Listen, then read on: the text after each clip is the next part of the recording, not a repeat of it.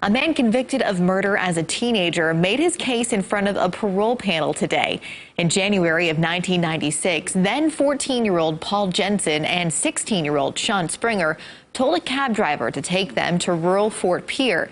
Once they got to a gravel road, Jensen shot the driver, Mike Hare, multiple times and took his money, which was just under $40.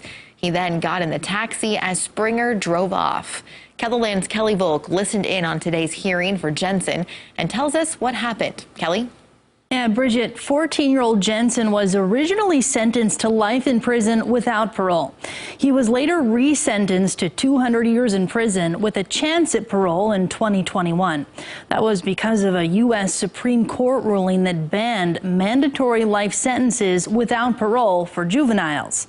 Now, in a hearing over Zoom today, Jensen told the two-member panel that as a kid, he had a totally different set of beliefs and that he's had to completely rewire. Several people spoke in favor of parole for Jensen, including a woman who says she's seen transformation. A pastor and a psychologist also voiced support for Jensen.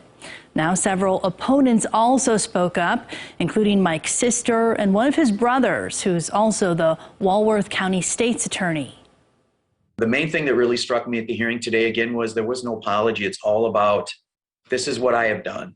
And unfortunately, I've been a prosecutor for the last 10 years, and I deal with the criminal element all the time, and I don't see a lot of sincerity. Jensen would need the full board's approval to be granted parole. Today, the two-person panel said it would decide by the end of the week if they would move the case on to the full board. Now, according to the Department of Corrections website, Springer, who's serving time for kidnapping, isn't eligible for parole until 2029.